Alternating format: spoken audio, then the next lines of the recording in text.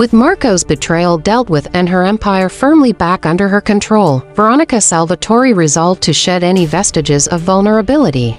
The betrayal had left a permanent mark, hardening her already cold heart into something unbreakable. She fortified her defenses, both physically and emotionally, ensuring that no one could ever penetrate her armor again.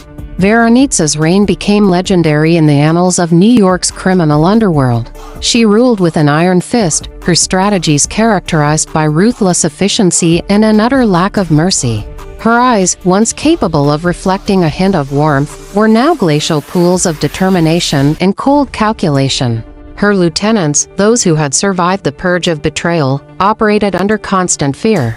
They knew that failure was not an option and that any hint of disloyalty would be met with swift and brutal retribution.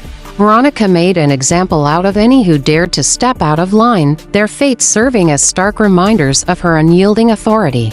But even as her grip tightened on New York, Veronica's ambition drove her to expand her empire further.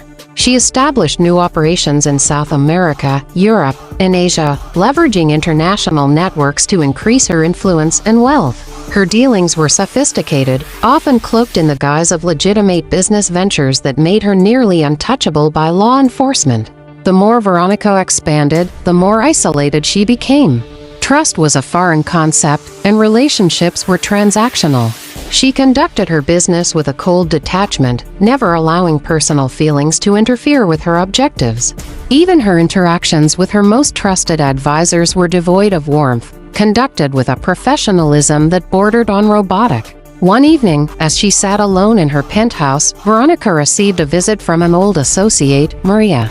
A woman who had once been a close confidant before Veronica's rise to power had driven them apart. Maria, now a powerful figure in her own right, had come with a proposition, a joint venture that could solidify their control over the global market. Veronica, Maria began, her tone cautious but respectful, "We can achieve more together than apart. The world is changing, and so must we. United, we can be unstoppable." Veronica studied Maria with her icy gaze, her mind racing through the potential benefits and risks. She knew that alliances were dangerous, yet she also understood the power of a strategic partnership. After a long silence, she finally spoke, her voice as cold and sharp as ever. "Very well, Maria. But know this, I tolerate no betrayal. Cross me, and you will regret it." Maria nodded, understanding the gravity of the agreement. Their partnership, while promising, was built on a fragile foundation of mutual benefit rather than genuine trust.